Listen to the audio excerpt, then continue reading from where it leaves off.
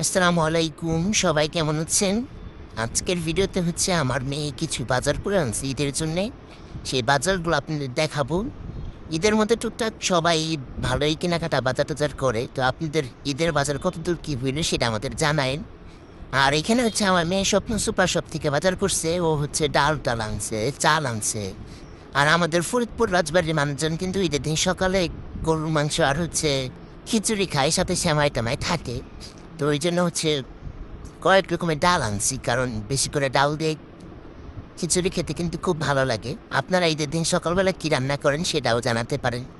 তো এখানে আমার মেয়ে ৩ রকমের বাজার সেমাই আনছে আর কি। তারপর চাল-টাল আনছে। তারপরে এখানে কর্নফ্লাওয়ার আনছে আর অনেক জিনিসপত্র আনছে। মানে ও বাজারে গেলে একটা না একটা হাবিজাবি নিতেই থাকে। যেটা দরকার সেটাও আনে, যেটা দরকার না সেটাও আনে।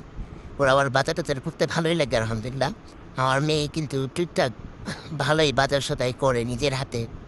এখানে কালাভুনার মসলা আনছে। আমি চাইছিলাম ঈদের দিন সকালবেলা একটু কালাভুনা রান্না করবো আর সাথে খিচুড়ি রান্না করবো। এই জন্য একটা কালাভুনার মসলা আনাইছি, সাথে সস আর কফি আনাইছি। এই কফিটা আমার বাসায় সবাই অনেক খায়। আর এটা ম্যাজিক মশলা। এটা কে কে রান্নায় ইউজ করেন জানাইন, কারণ এই মশলাটা রান্নায় দিলে কিন্তু খুব ভালো একটা টেস্ট আসে।